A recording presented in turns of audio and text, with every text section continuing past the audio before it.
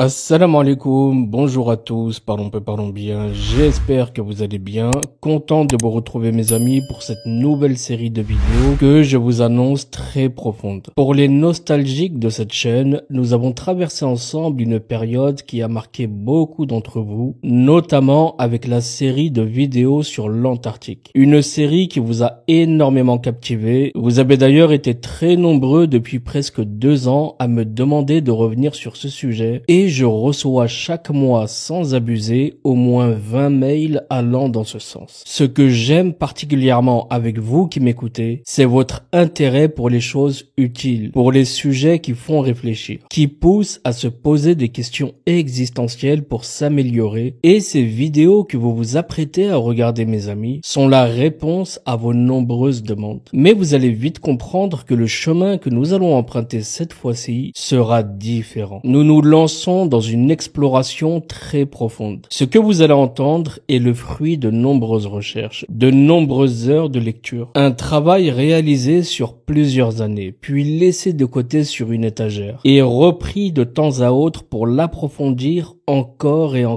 et je pense que la période troublée que nous traversons est propice au dévoilement de ces travaux. Une fois que cette série aura atteint son objectif, je partagerai avec ceux qui le souhaitent les sources et références liées à tout ce que vous allez entendre. Pour beaucoup d'entre vous, certains passages sembleront évidents ou déjà entendus, mais allez jusqu'au bout, car vous découvrirez des éléments qui, une fois assemblés, pourraient vous exploser en pleine figure. Ces vidéos ne sont à aucun moment du prosélytisme déguisé. Je tiens à être clair là-dessus. Je suis musulman, donc bien que j'ai fait de mon mieux pour rester neutre, il y aura forcément une perspective influencée par ma foi. Mais vous serez libre d'interpréter ces passages comme vous le souhaitez en fonction de vos croyances. Cela dit, vous verrez que l'ennemi est commun et que nous avons tout intérêt à rester unis dans les temps à venir. Vous comprendrez l'importance de ces paroles au fil des épisodes. Ces vidéos aborderont de nombreux sujets qui demeurent encore des mystères pour l'humanité. Nous en aborderons plusieurs, mais avant d'aller plus loin, je dois faire une importante mise en garde. Donc ceux qui n'aiment pas quand j'ouvre des parenthèses, il est temps pour vous d'aller faire autre chose. Pour les autres, je dois vous adresser un avertissement très important. Il est encore temps pour ceux qui se complaisent dans le récit officiel servi par les dirigeants de ce monde depuis des décennies de quitter cette vidéo. Et je suis très sérieux quand je dis cela. Vous pourriez penser que cette phrase est une technique fumeuse de marketeur pour attirer votre attention ou éveiller votre curiosité, mais ce n'est pas le cas. Je suis totalement sincère avec vous. Vous allez alors vous demander pourquoi j'ai passé des années à faire toutes ces recherches et à préparer ces vidéos pendant des semaines si je ne veux pas que vous les regardiez. Eh bien mes amis, c'est tout simplement parce que ma conscience me dit que c'est la chose à faire. C'est la responsabilité du diffuseur, une responsabilité qui m'a poussé à accomplir cette tâche malgré moi. Et pour être honnête, je ne vous en voudrais pas si vous décidiez de ne pas continuer, car dès que j'ai terminé l'écriture de ces vidéos, j'ai senti un lourd fardeau quitter mes épaules. Et je me sens presque désolé pour vous à présent. La connaissance et la philosophie peuvent être difficiles à comprendre et même si je fais de mon mieux pour simplifier ces sujets, vous allez voir qu'ils restent complexes. J'aurais souhaité que personne n'écoute ces vidéos. C'est une équation que je ne comprends même pas moi-même. Ne pensez pas que je défends mon propre point de vue ou que j'essaie de le promouvoir, car je n'ai ni un avis pour ni contre. Je vous expose simplement les choses telles qu'elles sont et c'est à vous de les accepter ou de les rejeter en fonction de vos propres convictions. Mais si vous décidez de suivre ce chemin vers le pays des merveilles, n'oubliez pas que l'objectif de ces vidéos est de vous pousser à réfléchir, à enquêter et à chercher la vérité avant tout, si c'est vraiment ce que vous voulez. Quelqu'un a dit un jour, les gens sont endormis et lorsqu'ils meurent, ils se réveillent. Cette phrase peut sembler banale pour certains, mais elle est très profonde pour ceux qui réfléchissent. Celui qui a prononcé ces mots n'était pas une personne ordinaire, mais quelqu'un de très respecté dans le domaine du savoir. Et au-delà de l'exagération de certains concernant ses mérites et ses vertus, Ali ibn Abi Talib, souvent appelé la porte de la cité de la science, est reconnu comme l'un des plus grands philosophes penseurs et savants de cette nation. Dieu lui a accordé un savoir exceptionnel et une grande sagesse, ce qui fait de ses paroles quelque chose de vraiment précieux. Ces mots, toujours aussi puissants, témoignent de l'immensité de son savoir, et s'il n'avait dit que cette phrase, cela nous aurait suffi, car il nous guide d'une manière ou d'une autre vers la vérité de cette vie, qui est une grande illusion. Ici, je ne fais que vous montrer le chemin. Mon rôle se limite à organiser, expliquer et clarifier les choses. Tout ce que vous entendrez dans cette série de vidéos repose sur des informations fiables et des recherches approfondies. Il aurait été facile de vous fournir les sources dès maintenant, mais comme mon but est de vous encourager à penser par vous-même et à faire vos propres recherches, j'ai préféré une fois de plus vous laisser le soin de les chercher par vous-même. Sachez cependant que je les ai moi-même cherchés, vérifiés plusieurs fois, sinon je ne me serais pas donné la peine de préparer ces vidéos et je ne vous aurais pas infligé la peine de les écouter. Soyez certains mes amis que ces vidéos complexes ne sont rien d'autre qu'une porte que vous devez ouvrir vous-même pour voir de vos propres yeux ce qui se cache derrière. Je vais essayer de les illustrer avec des images dans l'espoir de vous aider à ouvrir cette porte. Ce qui est vrai vient de Dieu seul et toutes les erreurs ou confusions viennent de moi-même. Ce disclaimer s'arrête ici mes amis. Rassurez-vous, les prochaines vidéos entreront directement dans le vif du sujet, sans perte de temps. Je vous invite à présent à nous rejoindre sur Substack. Vous avez le lien dans le premier commentaire sous la vidéo. Cette série comportera quelques épisodes que je ne pourrai pas poster sur YouTube, car ils seraient strikés très rapidement. Donc mettez la vidéo en pause maintenant, allez dans le premier commentaire sous la vidéo et abonnez-vous à la newsletter. Ça ne vous prendra que 2 petites minutes. L'abonnement à la newsletter est gratuit. Cela vous permettra de recevoir un email si jamais je sors une nouvelle vidéo et si par exemple je venais à être striké de YouTube. C'est simplement un moyen de garder le contact entre nous. L'accès aux vidéos, lui, n'a aucun lien avec la newsletter. Bien sûr, vous pouvez aussi choisir de souscrire pour soutenir mon travail et je vous en serai très reconnaissant, car c'est grâce à vous que je peux encore y consacrer tout ce temps. Contrairement à YouTube, où vous n'aviez pas accès à toutes mes vidéos, sur Substack, vous pourrez toutes les voir et en écouter une partie gratuitement. C'est un choix que j'ai fait et que j'assume pleinement. Ça fait maintenant 6 ans que je travaille sans relâche pour vous offrir du contenu que je pense utile. Je l'ai fait sans jamais vous solliciter pour quoi que ce soit. Que ce soit des dons ou encore des cagnottes, rien de tout ça. Je prends le temps de produire ces vidéos car je respecte le public que vous êtes. Je fais très attention à tout ce que je dis et je travaille encore plus en post-production pour vous offrir le meilleur. Mais aujourd'hui, j'ai besoin de votre soutien pour continuer ce travail, mes amis. Alors rejoignez-nous sans plus attendre sur Substack. Je comprends que certains puissent critiquer ce changement et je ne vous en voudrais pas. Vous n'imaginez tout simplement pas tout ce qu'il y a derrière ces contenus. Ceci étant dit, mes prochaines vidéos ainsi que celles que vous avez déjà vues resteront accessibles ici sur YouTube. Rien ne changera. Et je finis en vous disant bien sûr de ne pas oublier de vous abonner ici sur YouTube, de ne pas oublier de liker cette vidéo qui a demandé un énorme travail. Et d'ailleurs, si cette vidéo, ou du moins la série qui s'annonce, vous intéresse, je veux que cette vidéo explose en like et surtout en commentaire. Je veux voir tout le monde en dessous de cette vidéo, même ceux qu'on n'a jamais vus. Et bien sûr, tout cela aidera également à améliorer le référencement. Donc c'est parti mes amis, attachez bien vos ceintures, concentrez-vous et je vous souhaite pour ma part un très bon voyage dans les profondeurs de ce monde. Pour commencer, je vous dirais qu'une évidence est une vérité si claire que l'esprit l'accepte tout de suite comme vraie, sans besoin de preuves. Une évidence n'a pas besoin d'être prouvée car elle sert elle-même de preuve pour d'autres idées. Ce sont donc des principes mentaux fondamentaux que l'esprit ne peut pas nier et sur lesquels il s'appuie dans sa chaîne de raisonnement pour prouver quelque chose. L'évidence diffère du postulat en ce qu'elle est un jugement analytique et non synthétique qui ajoute à la question, tandis que le postulat est une hypothèse qui ne doit pas contredire l'évidence. Par exemple, si le soleil émet de la lumière, c'est une évidence que l'esprit accepte automatiquement sans besoin de preuve, n'est-ce pas? De même, si les nuages sont la source de la pluie, c'est aussi une évidence que l'esprit ne peut pas nier. Et l'esprit utilise ces évidences pour commencer à réfléchir et à raisonner. Mais mes amis, imaginez ce qu'il qu'il se passerait s'il existait une communauté complètement isolée du monde, une tribu où les membres seraient aveugles et qu'un jour, un voyageur les trouverait et vivrait parmi eux pendant un certain temps. Et ce que ce voyageur ferait, c'est les aider à apprendre depuis le tout début. Et il ne fait aucun doute que la première chose que leur enseignerait ce voyageur serait les évidences. Il leur expliquerait qu'il existe un objet volant dans le ciel appelé le soleil. Un corps de forme hexagonale de couleur bleue qui projette de l'eau de temps en temps et cette eau tombe sur la terre sous forme de pluie. Il leur dirait aussi qu'il existe des bulles qui flottent tout autour de ce corps, appelés nuages, qui émettent de la lumière et de la chaleur, ces sensations de picotement que vous ressentez sur votre peau. Ainsi, pour eux, il deviendrait évident que la pluie vient du soleil et que la chaleur vient des nuages. Ensuite, au sein de cette tribu, les générations commenceraient à construire leurs connaissances scientifiques et intellectuelles à partir de ces évidences. Ils penseraient que la pluie est de l'eau froide formée de gouttes qui se mélangent et que la chaleur est une lumière qui révèle la forme des choses autour d'eux, même s'ils ne peuvent pas les voir puisqu'ils sont aveugles. Ils croiraient que les arbres ont une forme hélicoïdale avec de nombreuses branches et que la mer est une accumulation de gouttes d'eau de couleur violette.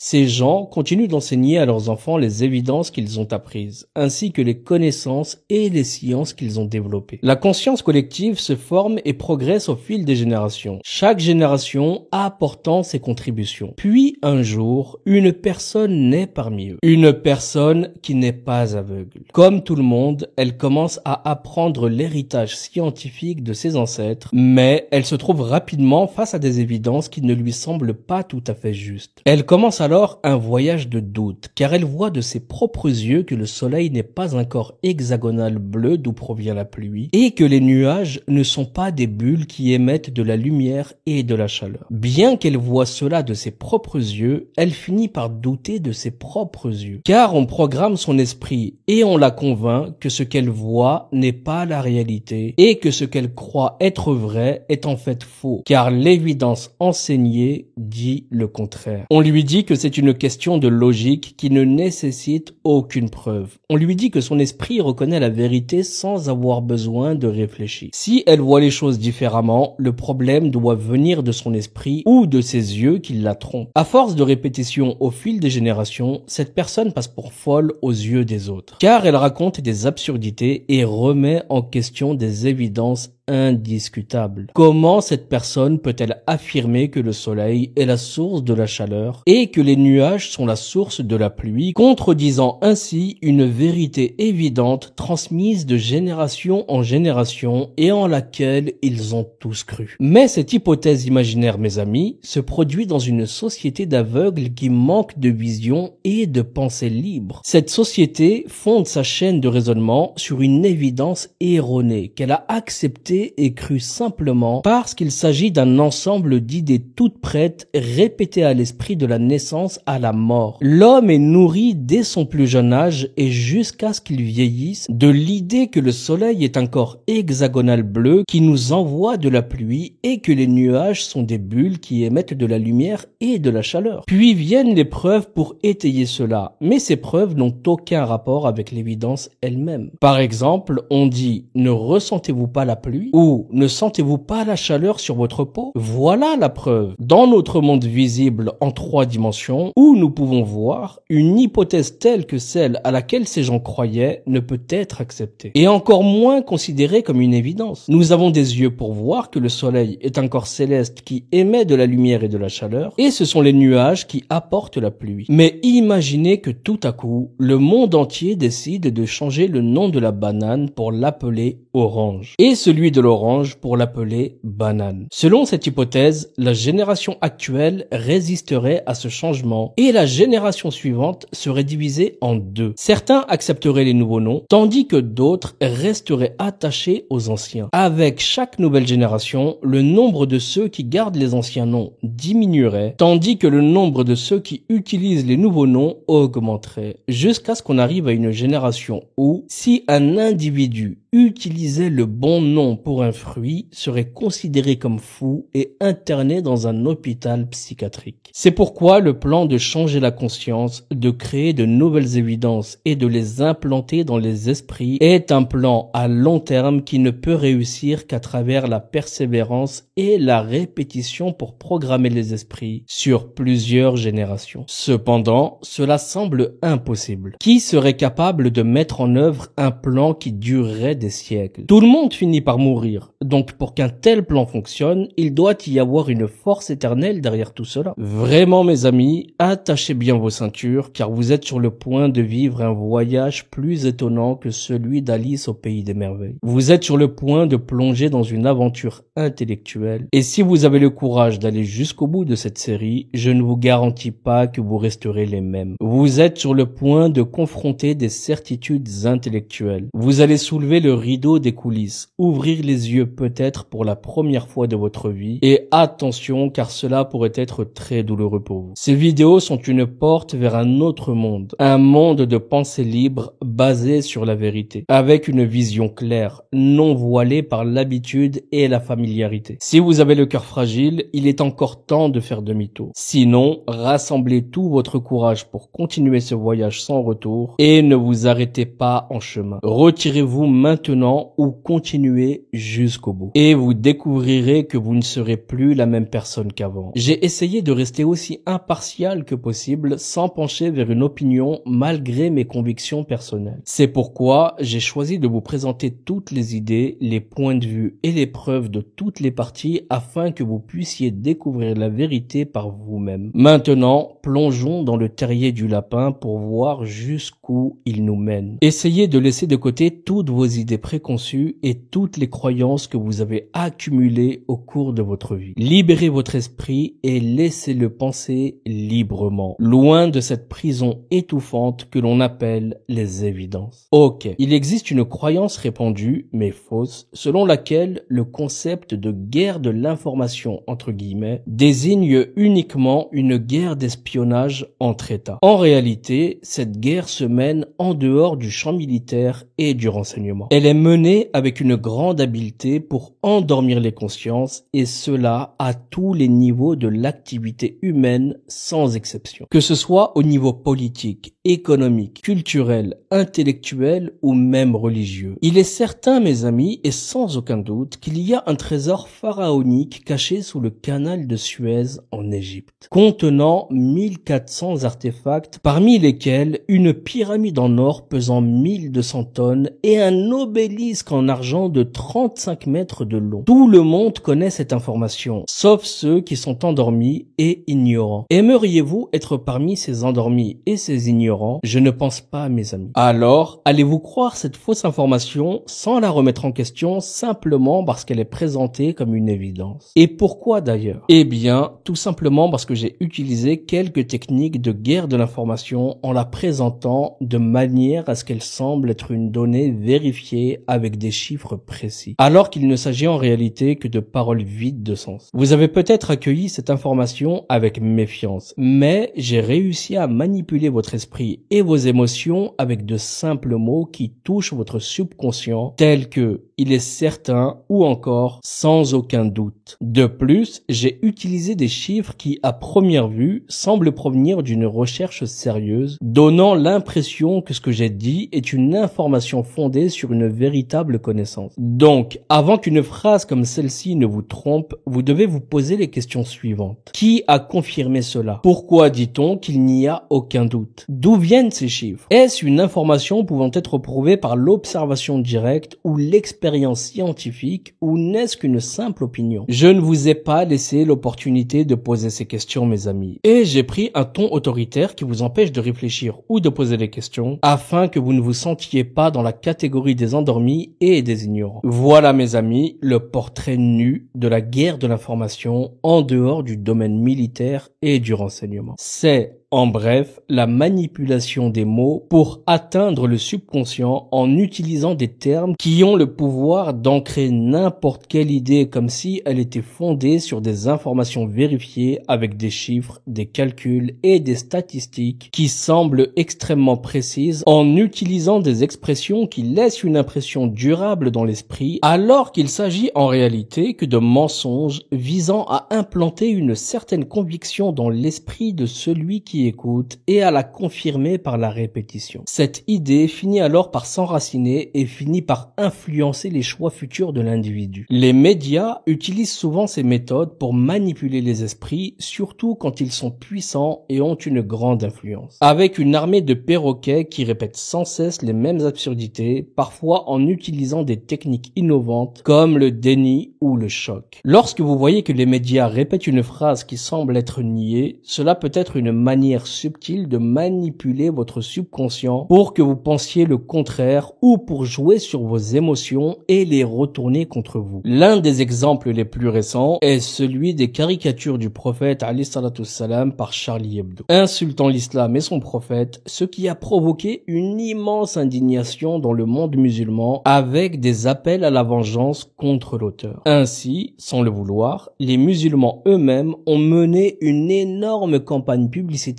en faveur du journal et de son auteur. Le caricaturiste qui a publié ces images insultantes du prophète en utilisant la méthode du choc dans une guerre de l'information a réussi à faire en sorte que de nombreux musulmans eux-mêmes diffusent ces images pour, entre guillemets, dénoncer l'injustice et sans s'en rendre compte, ils sont devenus des porte-paroles involontaires d'une campagne de propagande contribuant à la diffusion de ces images offensantes. Pour éviter toute confusion, mes amis, il est impératif de défendre ses croyances par les moyens disponibles. Mais parfois, l'ennemi mise sur la bonne foi de son adversaire qui se précipite pour défendre sa cause, mais se blesse en tenant l'épée par la lame. Il ne fait aucun doute que les médias sont un outil puissant qui influence la formation des opinions publiques et façonne les tendances. Cela peut conduire à la diffusion d'informations erronées et à la formation d'opinions publiques en utilisant des techniques de manipulation psychologique pour orienter le public vers des opinions spécifiques. Et il ne faut pas oublier l'influence des réseaux sociaux qui provoquent des polémiques par l'utilisation de titres choquants pour détourner l'attention loin de la vérité, ainsi que la manipulation des images et des vidéos pour créer des effets falsifiés ou pour faire passer un message subtil au subconscient. Mais cette désinformation médiatique perd de son efficacité lorsqu'elle est dirigée vers des esprits éveillés. Car ces esprits sont capables d'analyser les événements de manière logique et de relier les faits pour obtenir une image claire et réelle. C'est pourquoi on ne permet pas au peuple d'accéder à certaines connaissances ou de comprendre des concepts précis qui pourraient déclencher des révolutions violentes. C'est ce que le médecin et penseur Gustave Le Bon a expliqué dans son livre Psychologie des foules, où il a montré que les grandes transformations qui conduisent à des changements majeurs dans les régimes ne se basent pas uniquement sur les mouvements décrits dans les livres d'histoire. L'occupation d'un État par un autre, les coups d'État ou les révolutions populaires ne sont souvent que les changements invisibles qui modifient les idées, les émotions et les orientations des foules. Les foules sont la véritable force active dans toute société. Et celui qui peut contrôler cette force est sans aucun doute capable de la diriger comme il le souhaite pour servir ses intérêts et atteindre ses objectifs. L'être humain est toujours susceptible d'être contaminé aux influences des émotions et des idées. Les incitations poussent une personne à croire en une idée au point de mourir pour la défendre. Cette contagion se propage naturellement parmi les membres d'une société qui sont toujours prêts à accepter les idées imposées, les adopter, les défendre et s'y attacher avec fanatisme. Cela crée une sorte d'hystérie collective, un phénomène qui rassemble les gens, exacerbe les émotions et engendre une violence irrationnelle et injustifiée. Il n'est donc pas surprenant de voir une société soutenir un dictateur ou manifester massivement pour la chute de la démocratie. Car les médias ont réussi à manipuler les esprits pour provoquer des changements sociaux au niveau culturel et politique. En revenant à la guerre de l'information et à la méthode du choc largement utilisée dans cette guerre pour provoquer des émotions de colère générale, on l'on voit des médias remettre en question les fondements de la religion et attaquer les textes anciens, préparant ainsi le terrain pour remettre en cause la validité même du Coran. Par exemple, les médias vont inviter une jeune femme qui va défier les valeurs de la société en publiant des photos d'elle nue. Certains vont alors l'accuser de dépravation, la menacer et diffuser ces photos massivement, souvent accompagnées de commentaires pour les journalistes, et cela, voyez-vous, permettra à la jeune femme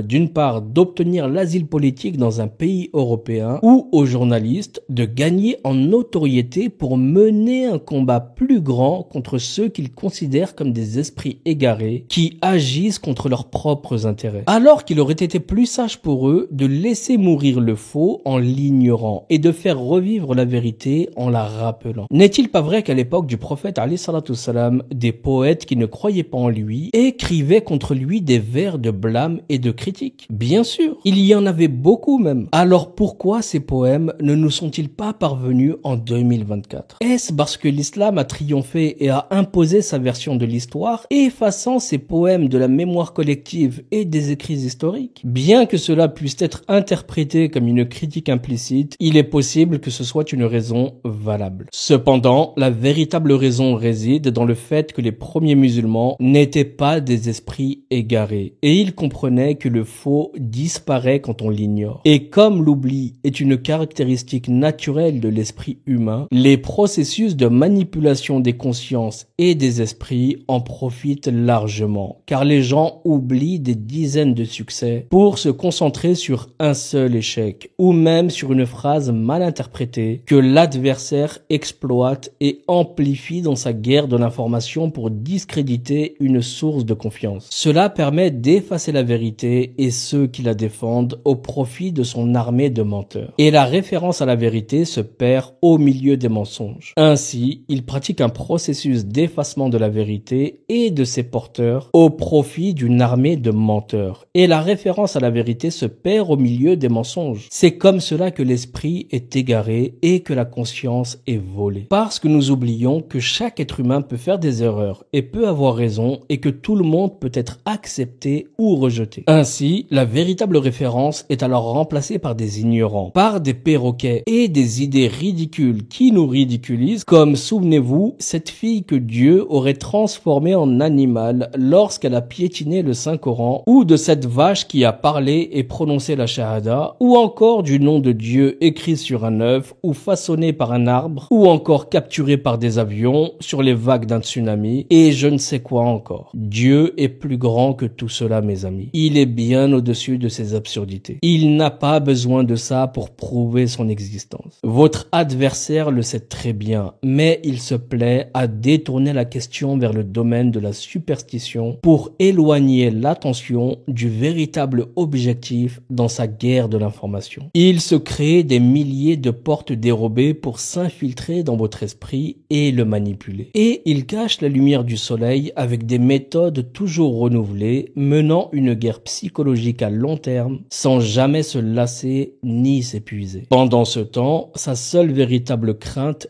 est la connaissance. Alors ne croyez pas qu'il vous laissera y accéder facilement. Il vous trompe avec un système éducatif et des diplômes qui ne sont que des papiers tamponnés, transformant l'homme en esclave comme un âne portant des livres sans véritable compréhension. Ne croyez pas qu'il vous donnera les outils pour le combattre et le surpasser, car l'esprit et la pensée libre sont ses premiers ennemis. C'est une vérité aussi claire que le soleil, mais nous ne la voyons pas, car il nous ont caché le soleil et sa lumière pour que nous restions dans les ténèbres et pour que le fossé entre les esprits éveillés et leurs homologues endormis s'élargisse, à tel point que l'imagination se confond avec la réalité, rendant difficile la distinction entre les deux. Et c'est dans ces moments que les charlatans, les liseurs de bonnes aventures, les prédicateurs de l'avenir et tous ceux qui égarent les esprits se multiplient. Les gens se tournent alors vers l'astrologie, les sciences de l'énergie et les phénomènes paranormaux, tout ce qui peut séparer l'homme de la vérité. Les repères se brouillent, le menteur est cru et le véridique est traité de menteur. Les foules fabriquent des héros en papier et des leaders qui les mènent à leur perte. En Allemagne, pendant la Seconde Guerre mondiale, Hitler conduisait 80 millions d'Allemands vers la famine et la destruction, tandis qu'il scandait « Vive Hitler ». Ce jour-là, le célèbre ministre de la propagande nazie, Joseph Goebbels, résuma toute la question en une seule phrase. Je le cite. « Chaque fois que j'entends le mot culture, je sors mon revolver. » Est-ce que vous commencez à comprendre où je veux en venir? Vous vous demandez certainement ce que je cherche à vous dire par tout ce discours. Ne soyez pas pressés, mes amis. Nous sommes tout juste à l'entrée du tunnel et nous n'avons même pas encore franchi sa porte. À très bientôt pour la suite. Prenez tout soin de vous et de vos proches. Assalamu alaikum, paix sur vous.